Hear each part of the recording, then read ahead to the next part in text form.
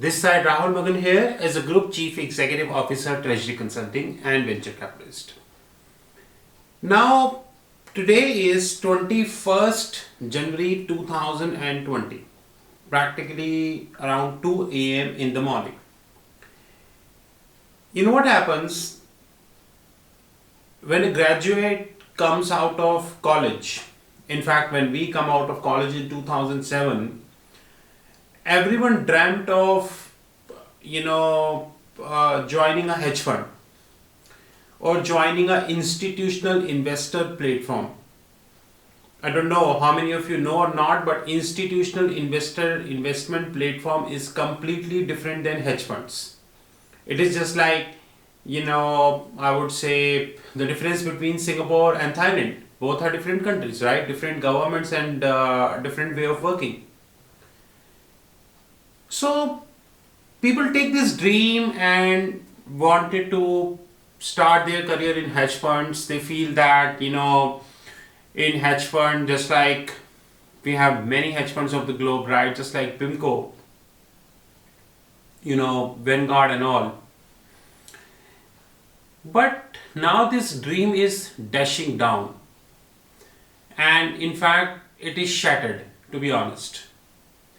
It is shattered because we are living in the times when hedge funds are winding up. And before moving further, I tend to believe that it is the Indian media who used to be a paid media or incompetent or basically media by bribe, But now I started feeling that in fact the foreign media is also not quoting the facts rightfully on the picture or on the table. I am a person of data. I never speak anything if I don't have the data, so I have the data. Last year, 2019, around $90 billion worth of capital is being withdrawn from the hedge funds. 2018, this number is approximately 40 billion. So in the last 2 years only, which is 2018 and 19 together, this number is around 130 billion. Note carefully, I am not talking million, I am talking billion. So around $130 billion worth of capital is being withdrawn from hedge funds. The problem do not end here, rather the problem starts from here. Around 11,000 hedge funds being closed in the last 5 years. Sorry, 4,000. So it is said that the world have around 11,000 hedge funds. And out of 11,000 hedge funds, around 4,000 hedge funds are closed. So this 11,000 hedge funds includes the big boys like Vanguard, PIMCO and all, and it do includes the small boys also. So the people, those who are having 1 million or maybe 10 billion of capital till Vanguard, who hold several $billion of capital. So out of 11,000 hedge funds, around 4,000 hedge funds is being closed, which is not less than 35%. So practically speaking, 35% of the hedge funds being closed in last 5 years. But I have rarely seen any good article in the media, in fact to be honest on the Bloomberg also, whereby they tend to be serious and raise that out of 11,000 around 4,000 hedge funds being closed, which is not less than 35%. And unfortunately, I do not have the data that out of these 4,000 hedge funds, how many jobs being lost. For a minute, I go very, very, very pessimist and say that one hedge fund employ 100 people on an average. It means 4,000 into 100, which is 400,000. It means 400,000 jobs is lost. I went to Google before sharing this number and I did a lot of research that how many jobs actually being lost in a hedge fund. and I went article by article, because Treasury Consulting YouTube channel is not a media paid or not supporting any corporate. That is very clear, you know. So whatever we produce with numbers, and these are the numbers. I went to Google, go article by article, and try and see that, you know, if around 4,000 hedge funds being closed in the last 5 years, how many jobs actually left. I not got a single right number. In fact, I got no number, to be honest. And then I tried tentative number. I even not got tentative number. I got no research report, no article, no comment letter. You know, nothing is being said by any government organization, any big hedge funds, no interview. In fact, I not got an interview also that how many jobs is being left. So I do not have the data, but simplistically assuming that if one hedge fund having 100 jobs and 4,000 hedge funds closed, it means 400,000 jobs is lost. But I was more worried when I look at the jobs lost in the banks. And I got to know that this number is increasing. Do you know, guys, on 1st December 2019, the Maybank decided to cut 5% of their workforce in Singapore. It is not 2008 Singapore which was versatile, which was resilient, which was robust. I still remember in 2008 when the world banks were firing Singapore, in the same banks in Singapore were hiring. But now it is a completely different Singapore, which is pessimist, where banks are cutting jobs. In fact, SPH, which is Singapore Publishing House, basically the producers of the newspapers like Straits Times, Business Times, you know, Business Times is here, Straits Times, Business Times, they cut around 150 jobs in Singapore in October, November. So moral of the story is pretty clear that if 60,000 to 80,000, around 90,000 jobs being cut only in the banks in 2019, how many jobs being cut in hedge funds we don't know. But if we go on a simplistic note, then the number is not less than 400,000, which I think 4 times than the banks. That is one part of the game. In Singapore, and multiple research reports of the globe, they are putting so much focus on the robo advisory. I don't know how many people know or not, but let me tell you. In India, few days ago, maybe I think a week ago, SEBI changed the guidelines for authorized investment managers.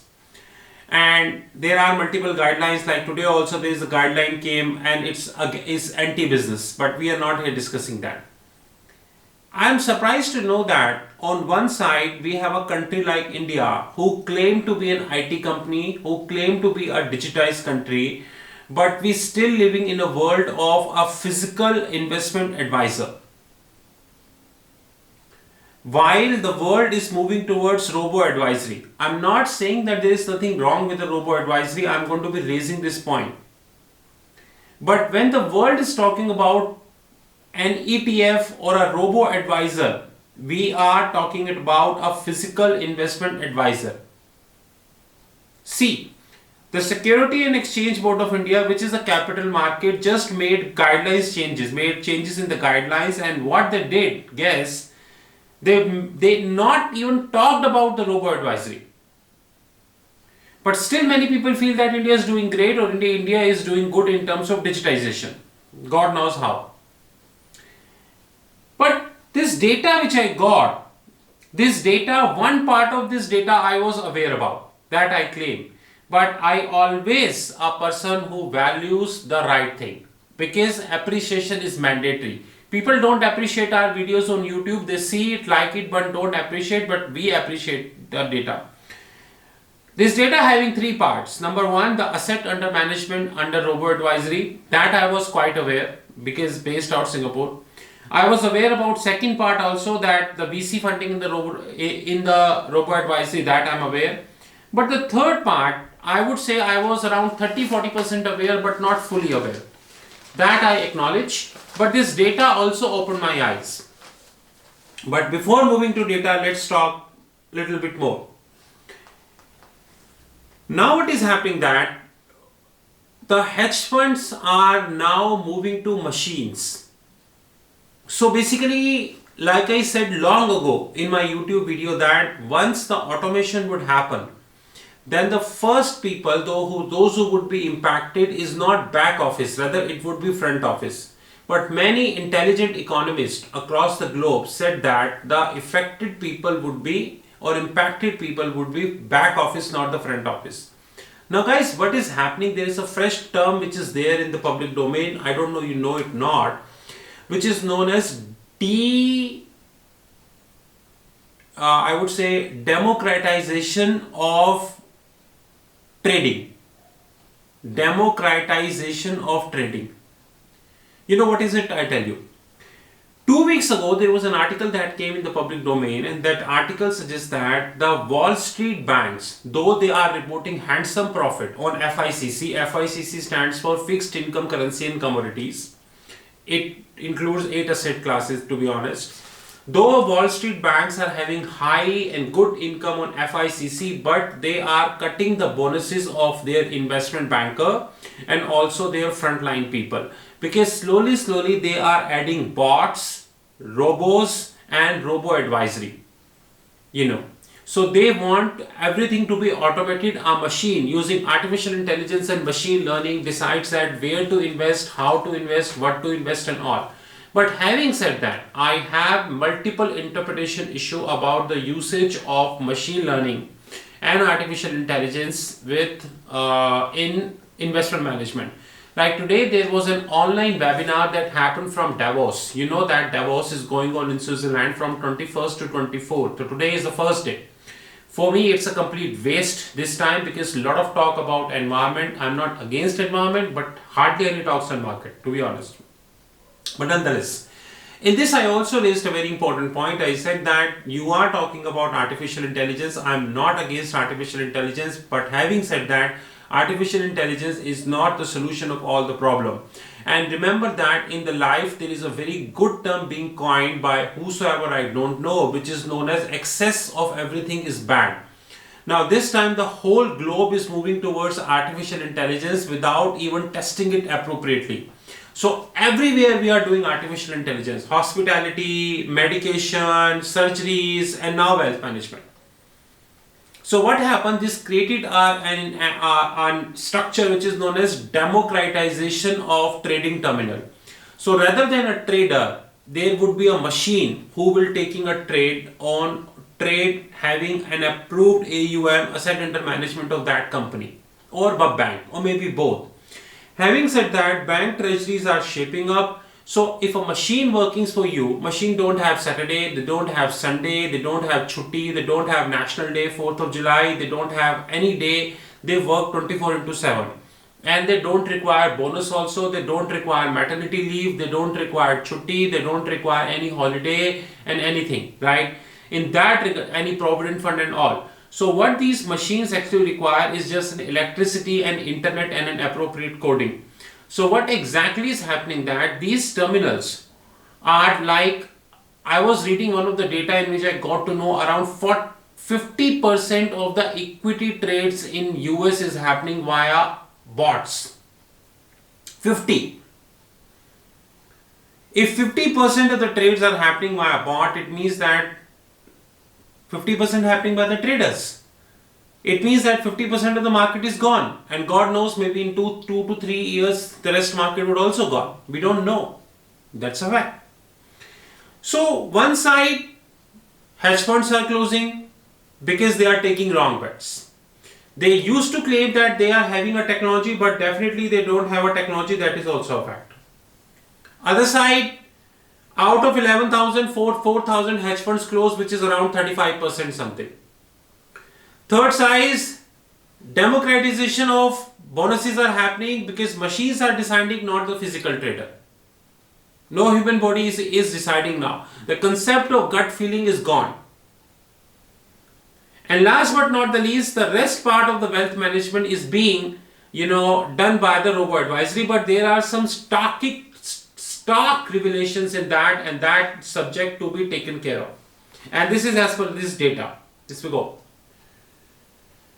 It is said that the largest robo-advisor of the globe are, that I know very well, Vanguard, which is 140 billion, Shoaib, which is around 41 billion, Wealthfront. Guys, do you know that Vanguard is in robo-advisory since long? When the whole world was not aware about robo-advisory, Vanguard started it. So hats off. Wealthfront around 20 billion, TD Emirates around 20 billion, Betterment 18, Personal Capital 10, E-Trade around 6.2, Wealth Simple 3000, and slowly and all. But here is a catch. The venture capitalist funding which is happening in robo-advisory is slowing down. Do you know, guys, why? I don't want you to name one robo-advisor, but there are two robo-advisors we have in Singapore, and both the names started with S. You can check. Hint has been given. A robo-advisory is working on a very competitive fee-based model. They charge around 0.5% per $100,000. 0.5%. And expenses are growing because of technology.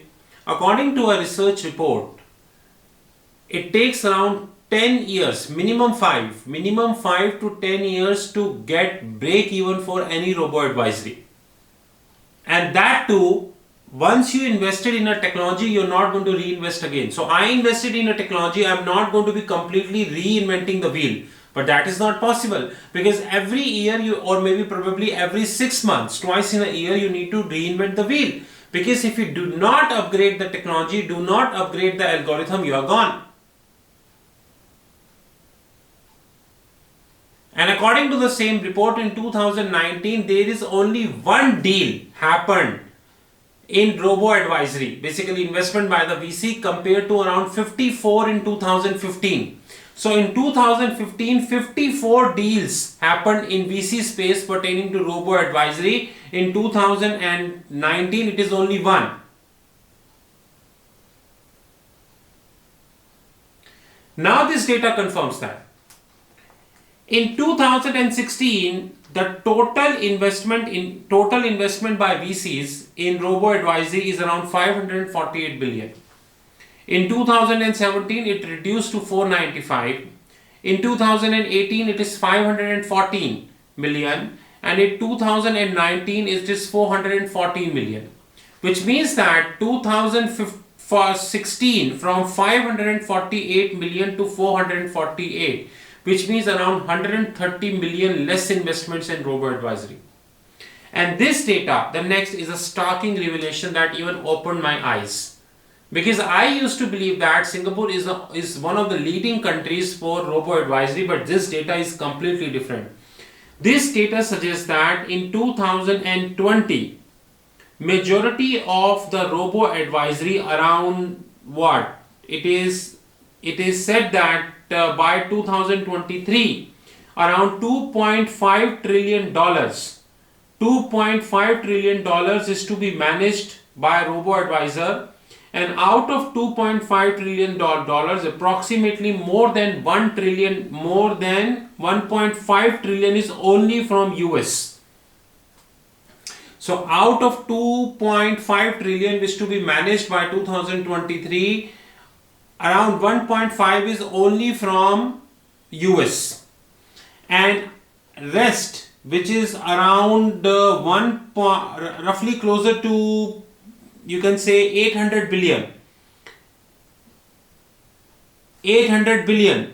Out of 800 billion, around, I would say, majority from China. And rest is Europe and rest of the world. So where is Singapore? Rest of the world?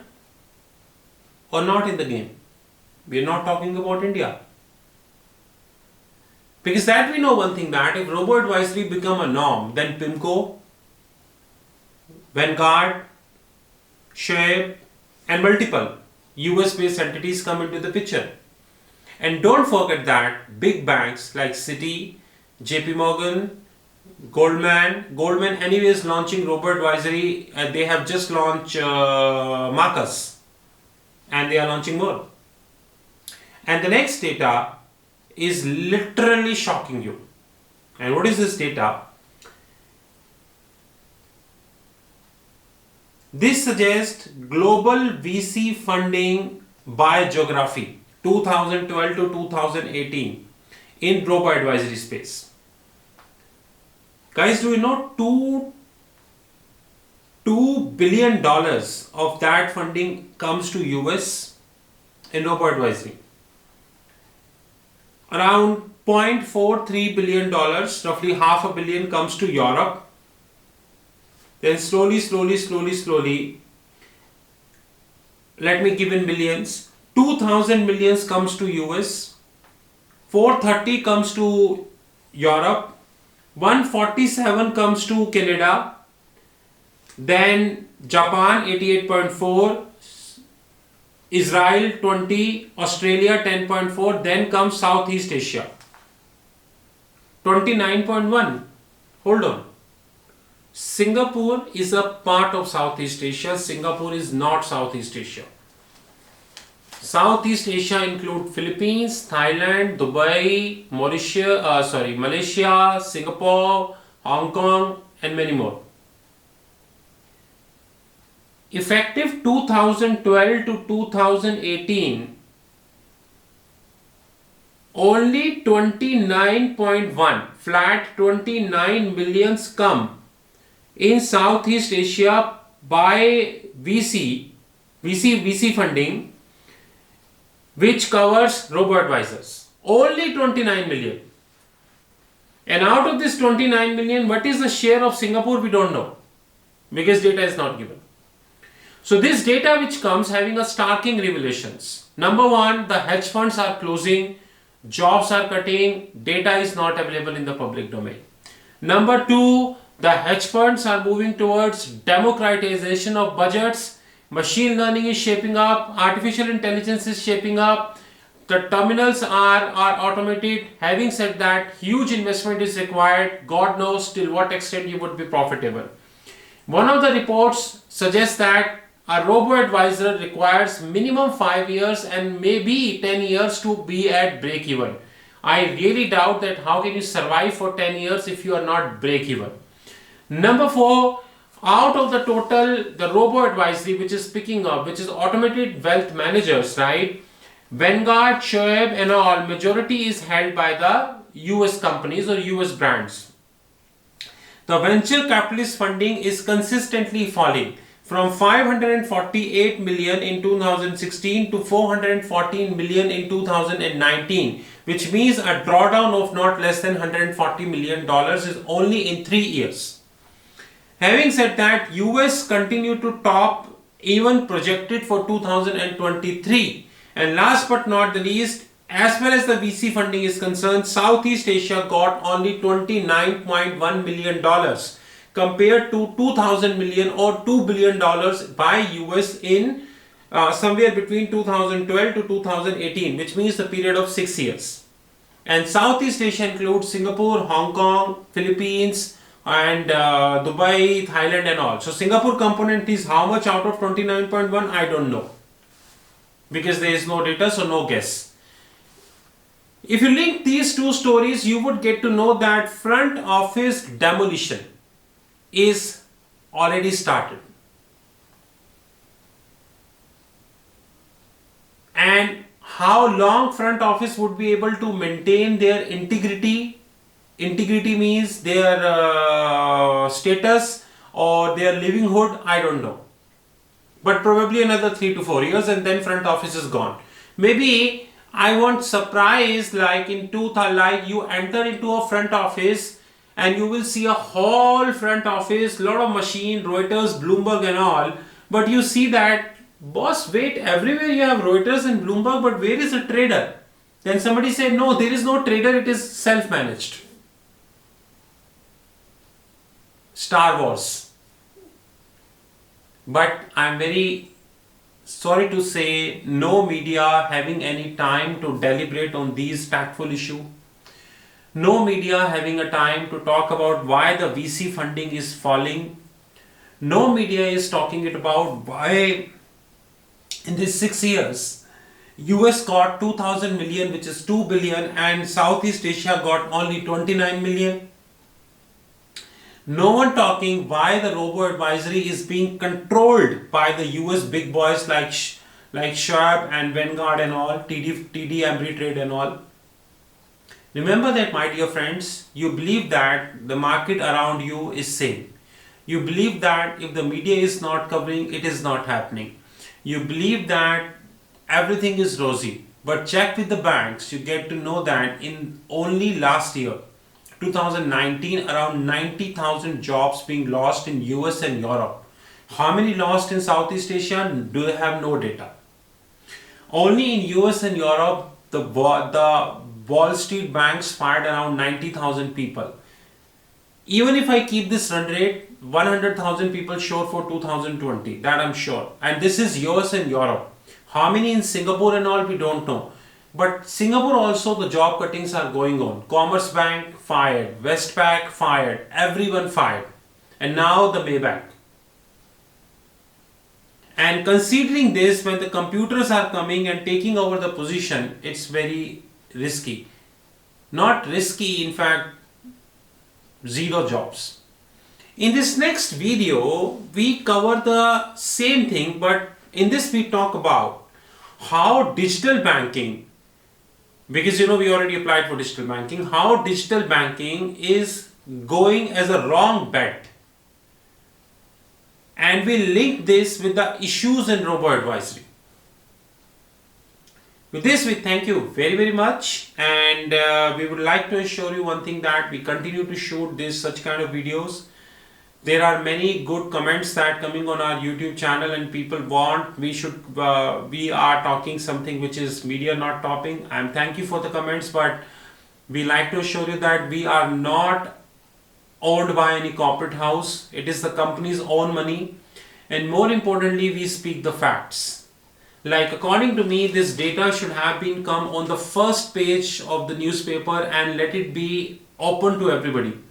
But where did it came? It came in the middle of the newspaper, that too like that, so that hardly anyone noticed that. But newspaper do not know. They have few idiots like me who read line by line. With this, we thank you very much, and also would like to good news that Treasury Consulting is coming up as a hedge fund. And we have already launched our hedge fund education platform, which is 180-second platform. Now 180-second means 3 minutes video. We going to be teaching you about strategies of hedge funds like FICC and multiple strategies. Most probably 99.99% effective Thursday, this platform would be live, up and running, and you would be able to watch the hedge fund strategy absolutely free of cost. With this, we definitely thank you very much. Have a great time. You know my mobile number, which is +91 9899242978. You know our fixed income platform, www.fixedincome.global. I do have an alternate mobile number of Airtel, which is available on our fixed income platform, www.fixedincome.global. But before closing, always remember that if you do not see anything which is happening outside or around you, that doesn't mean it is not happening. It is happening. Right? Have a good time. Talk soon.